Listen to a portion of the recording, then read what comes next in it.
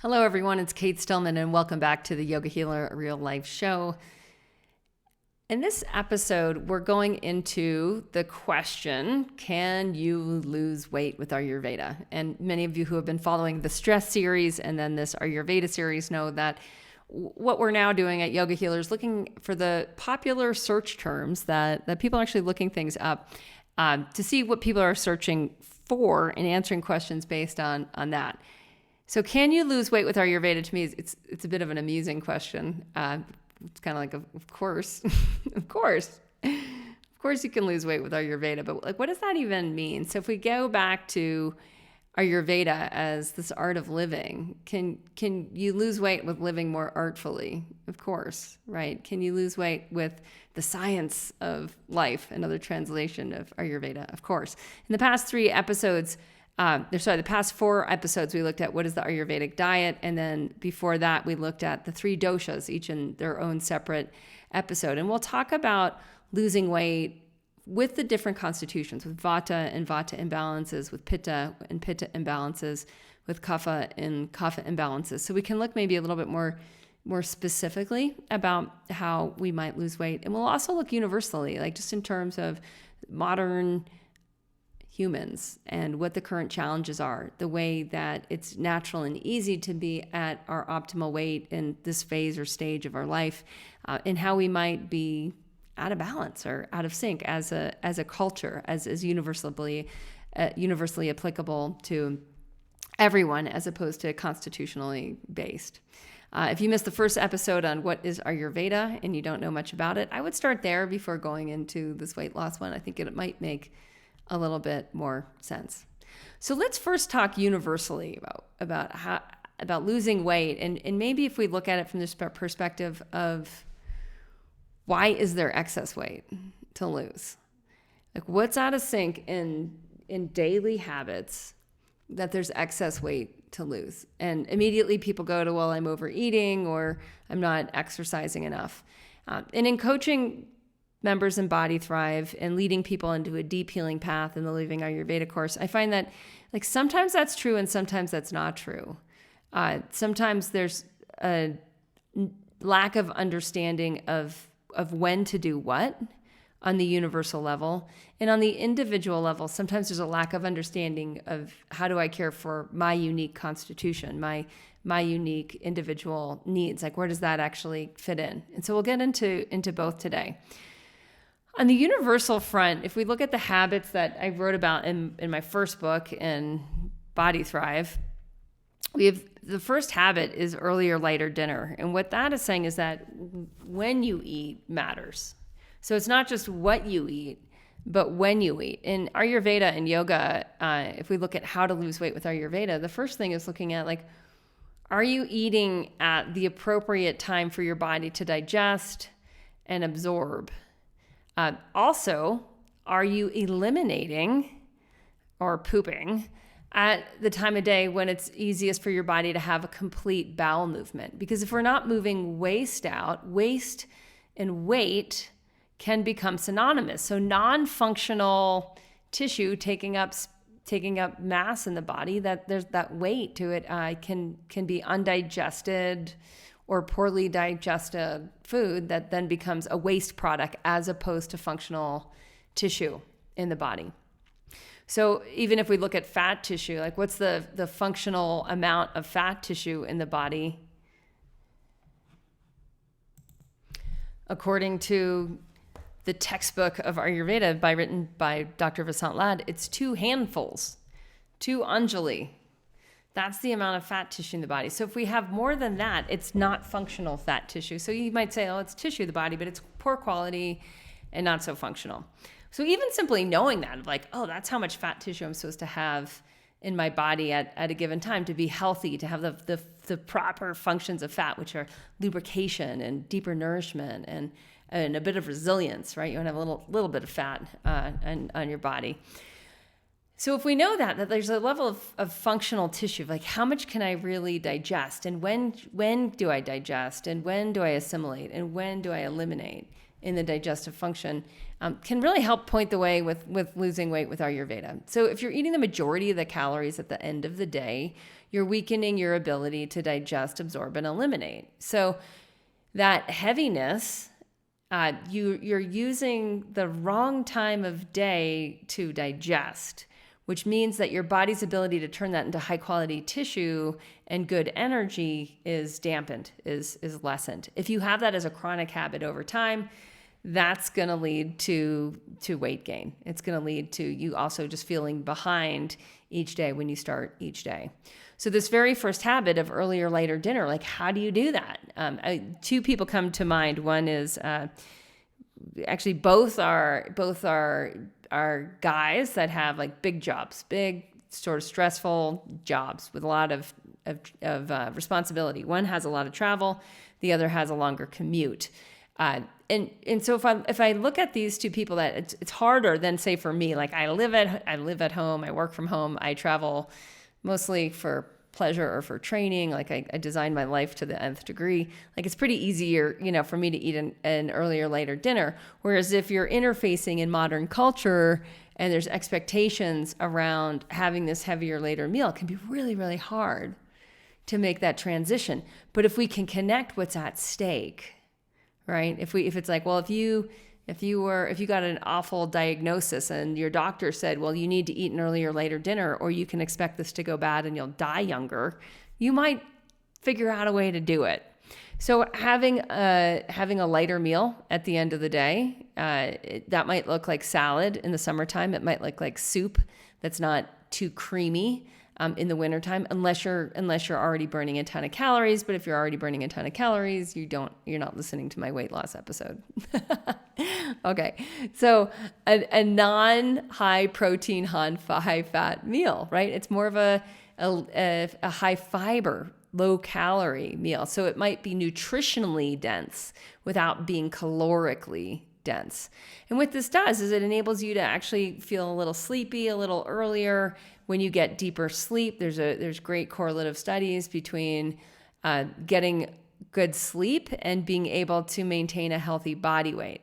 So the more sleep deprived you are, the more your endocrine system starts to malfunction and you lose your ability to feel full, and you basically overeat without feeling full. So that's no good. Don't want that. You need to eat an early or later dinner and go to bed early and get plenty of sleep. Then when you wake up in the morning, that's the time to hydrate and eliminate. So again, I'm just talking universal. This is what Ayurveda is teaching all the peoples, all the constitutions in terms of weight loss.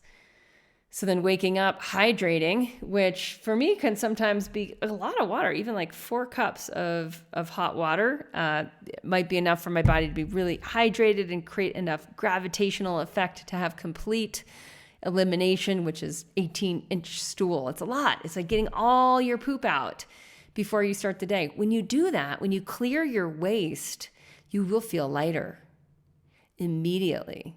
And you'll also crave smarter things because your body will be more intelligent. There'll be more of what the yogis call prana or life force energy in your digestive tract, all the way down into your colon, which is why sometimes if you might remember like the best bowel movement of your life, you may have felt a scintillating effect in your colon. Like, ooh, this feels really good down low in my body. And you might even feel like, gosh, I need to relax for a minute. This feels really good. And I feel totally relaxed.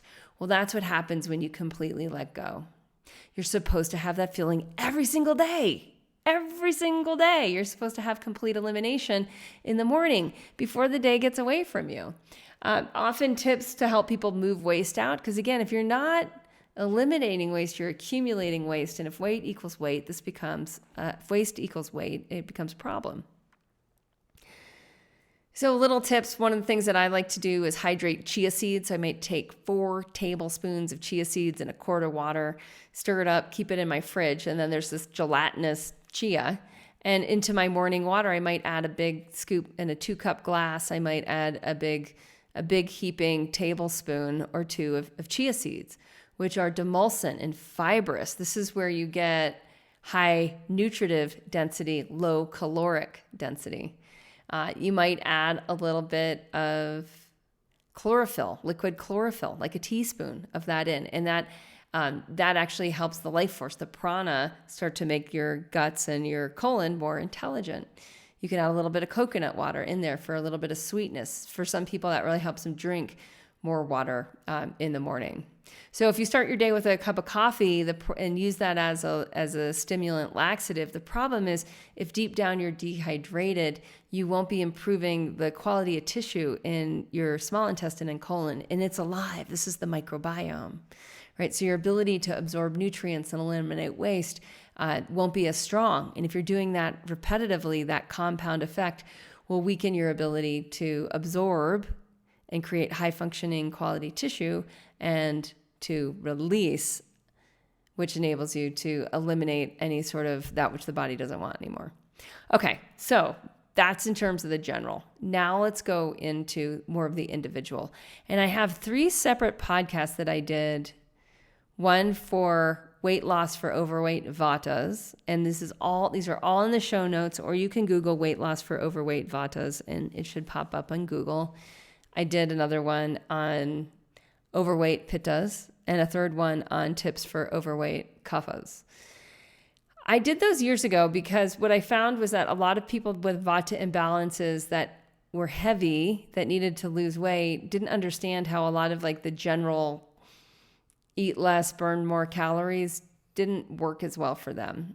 So I'm going to briefly go over these 3, but I do recommend listening to the full episodes where I go into much greater detail than I will on this one.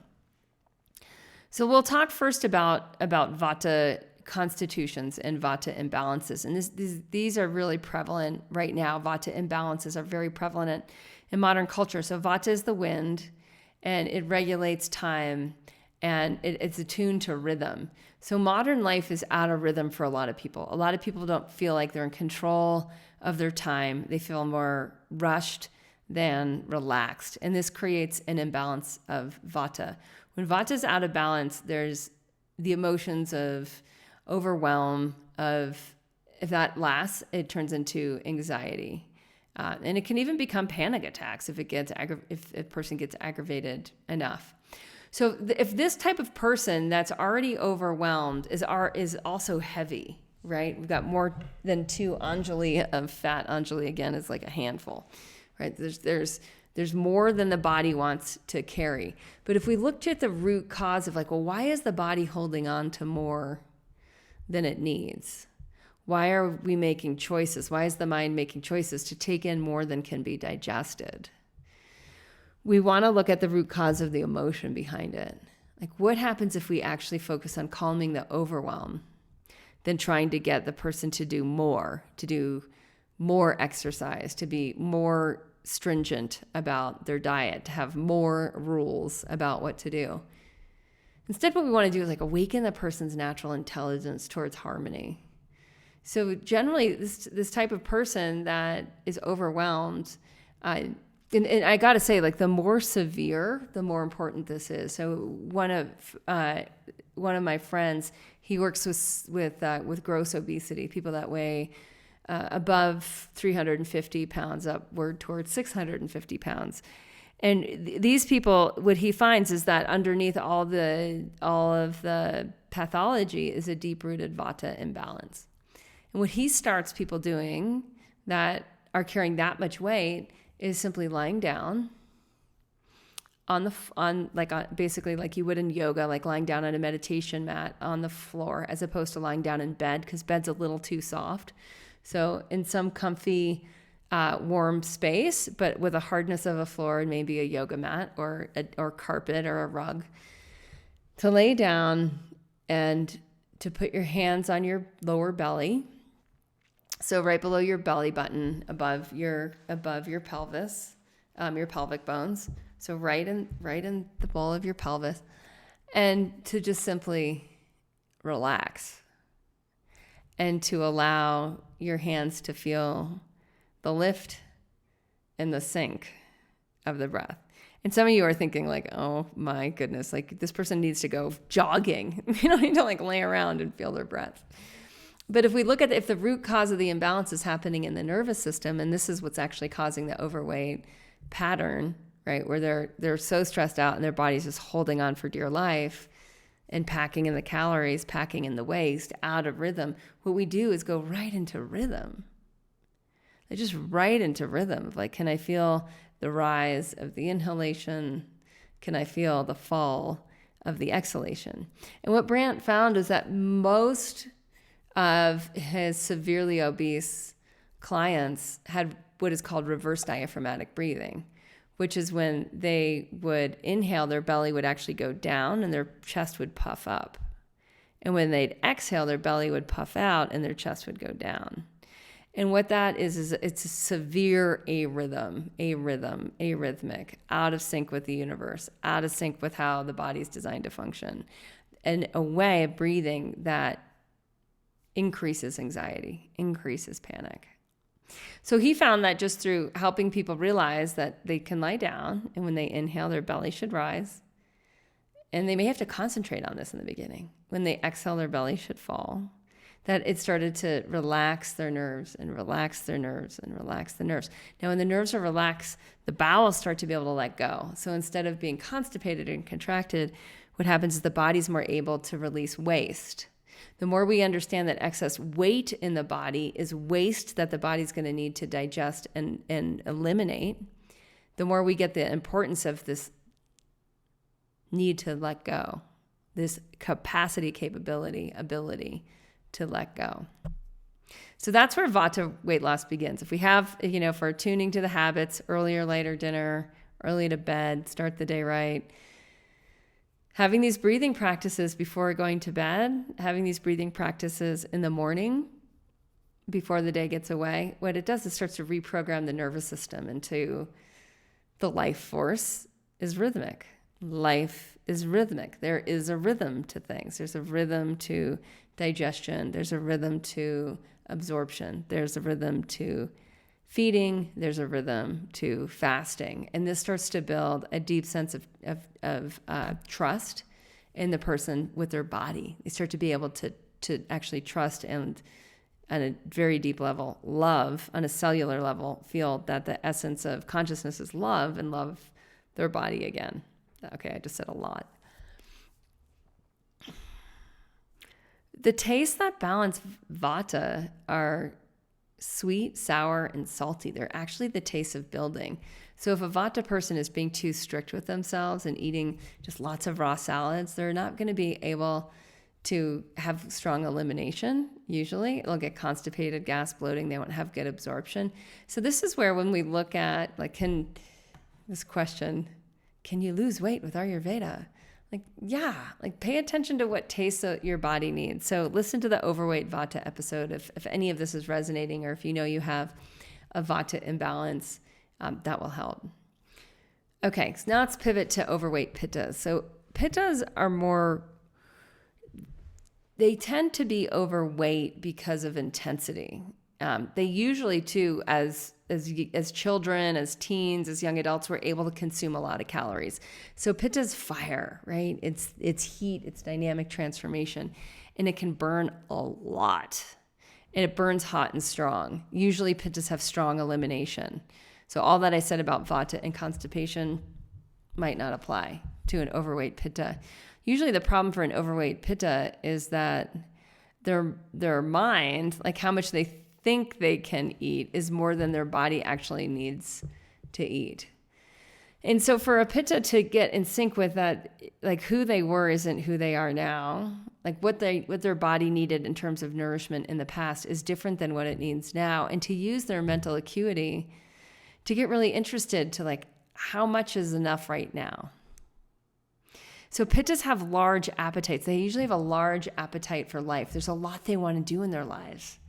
There's ideas everywhere. There's opportunities, challenges to overcome everywhere. And they want to fuel themselves for taking it all on. So for a Pitta type to realize that as they age, they should focus more on their body's efficiencies, how their body's getting smarter, how they don't want to overwhelm their system because it kind of messes everything up. That's a good mental focus for Pitta, of how efficient is my body becoming What is nourishment right now in terms of quantity? Am I adjusting with the increased efficiencies? So if you think of fuel efficiency, like how much a car needed before President Carter hit the US in the 1970s and put all these fuel efficient restrictions on, right? Like cars were not getting very many miles to the gallon. They were getting less than 20, right? And now they can get more than and as Carter came in the 70s and put these restrictions on, all of a sudden cars started getting 40 plus miles to the gallon. Right? Like basically like same kind of like weight car, like it still had the steering wheel and 4 seats in it and a trunk, 4 wheels on it, right? But the amount of fuel that it took for the car to get the same distance was less. So this is what happens if a pitta can adjust to these increased efficiencies that are naturally happening with the aging process and adjust their appetite. What happens is their stomach will start to shrink, and they'll notice that it's pretty easy to navigate. For pittas to let themselves wind down is really the biggest thing. At the end of the day, often a pitta will try to squeeze a lot more into today that really should be put off until tomorrow. So they need to become much more efficient with their time, so they stop working at night. Often, if they don't let their fire come down, they have to keep feeding their fire, and that'll lead them to put on more and more calories. So for a pitta to unwind at the end of the day and to be like, okay, I'm done. Now I need to nourish different parts of myself. Putting more energy and attention into rejuvenation, like what's deeply rejuvenating. Pittas are more visual. So letting their eyes rest, taking in beauty, taking in like I have this, I'll just give an example. My backyard in Wyoming, I have a little xeriscape landscape, and I have a cold plunge. It's a clawfoot tub that I made into a cold plunge, and I have a hot tub, and I have fruit trees, and then I have yard art everywhere, like these just really cool pieces of art, mostly metal, that I've picked up along the way. And anything can make it into the backyard as long as it's fun to look at. So I make sure to go into that space. In certain seasons, I'll go in multiple times a day and just rejuvenate. Other people will go to a meditation cushion or a comfortable place in their house that has a high aesthetic and just let yourself actually receive and rejuvenate. And when that happens, your desire to take more in, that starts to go away. And you get much more efficient with using what you've got, and you're able to make a lot more out of a lot less. The tastes for pitta are not the taste of intensity. So pittas will eat more if they add more hot sauce to things. The tastes that balance pitta are sweet, are bitter, and astringent. So these are the cooling tastes, and these help a pitta actually chill out, wind down, take on less, and be a bit more reflective. And as a pitta does that, they get in sync with rhythm, and they don't need to keep burning, and eating. All right, now we'll talk about kapha. So kaphas are water, earthy people, and they're naturally gifted with abundance and generosity of physicality. So naturally, their bodies tend to be abundant. They have more curvy bodies, stronger bodies, and they don't need as much. I mean, it's paradoxical, right? That like the bigger body might need less food, and they might need to eat a lot less frequently. So for the kapha person to really receive their natural intrinsic abundance and to respect that they actually need more space and more fire, right? These are the people that the advice of like, get out and do more and exercise more and eat less, like it applies to kaphas. And while you could say, well, being overweight is an imbalance of kapha, I would say look a few layers deeper. Find out if the person's overeating because they're just trying to do more and they're satiating themselves with food, but really underneath all that, they're being overly ambitious because then it's a pitta issue. If the person is exhausted and depleted and overwhelmed, it's really a vata issue, and you're going to want to tap into the core of that and heal that first. And then the weight should start to just naturally fall off. So for the overweight kapha, this is where like sloth As Dr. Ladd would say. This is where like sloth comes in. So the tendency to be lazy, the tendency to not do much, the tendency to, just want to have the clicker and the lazy boy and wander over to the fridge and grab the ice cream. Or the beer or whatever. That's where this pattern comes in. So for the kapha person, to know that space and fire are their medicine, that the tastes are the tastes that increase fire, pungent, and the tastes that increase space, bitter and astringent. That these are the tastes that actually help them design the kind of body they want, and they'll have more energy and be more inspired and actually feel the lightness of spirit that is the most deeply fulfilling. So when I find with overweight kaphas, if there was like one thing, and it's always the hardest thing, right? Like the one thing I noticed would be just the best for them to do is exactly what I've already laid out for universal. Like see if you can eat a little lighter at night so that when you wake up in the morning, you feel a little less heavy. And if you feel a little less heavy in the morning, move. Like just wake up, put on your walking shoes, your running shoes, your sneakers, and move. So right now there's like a foot of snow outside. It's actually a blizzard out there. But me and one of my friends, who's actually quite kapha, she and I will put on all of our winter stuff and we'll go walk in the pitch black at 6 a.m. We'll walk around the neighborhood. It's such a kapha reducing activity. She has to walk her dogs anyways. I'm always up for the adventure. And so then I walk into the house a little bit before 7 and I've had that cold air and I've been moving and I'm awake and stimulated and I'll have a much more active day.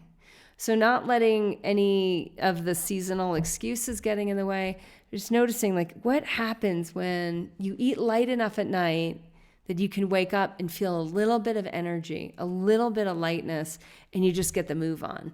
If you have an indoor stationary bike, awesome. If not, create a space, put on some music, get the jam pumping, right? And do some jumping jacks or do some, CrossFit type moves. Anything that's not like the gentle, relaxed stretching. We don't want you on the floor. We want you moving, breaking a sweat. And if you start the day that way and you've broken a sweat, the next key is to not to try to like make up all those calories you burned by eating more, right? Let yourself experience more space in your stomach. So your stomach should, when you eat, should have a third of room for space, a third of room for hydration or liquidity, like water, and a third of room for nutrition or substance, food. So pay attention to that space part of your stomach when you're eating. And what you'll notice is that if you can just do these, I know hard, but kind of simple things, is you'll have more energy. And you'll wake up to other things in your life that actually feel better than feeling heavy and dense and too full. All right. So those are some quick answers to can you lose weight with Ayurveda. I go much more into each dosha. So if one resonated, I go to the show notes at yogahealer.com, click into the podcast and look up the show notes. There'll also be tip sheets on Vata, Pitta, and Kapha. We've had many people lose a lot of weight through the Living Ayurveda course and through the Body Thrive course, which is just the basic habits course. I hear all the time from the people that need to lose weight that the weight just falls off as they sink into the rhythm of these habits. Weight naturally self-adjusts. The other questions that are high on the SEO is, can you lose weight fast and permanently? Yeah, like as fast and deep as you want is like as much as you tune in. So for the Vata person, it means like a few times a day, they're going to lay down and put their hands on their belly and relax. That'll actually accelerate it. It means for the Kapha person, even skipping a meal at night now and then, just having tea or having broth at night, that's going to take the weight off a lot faster. For the Pitta person to wind down and let themselves adjust to efficiencies, the more they do that, the faster the excess will come off and the more they'll naturally find their best weight, their balanced weight. All right. That's how you can lose weight with Ayurveda. Again, this is Cate Stillman with the Yoga Healer Show. I'd love to hear your feedback on these new episodes. You can email podcast@yogahealer.com and it'll get to me and let me know other topics that you want me to dive deep into. Namaste and have a great day.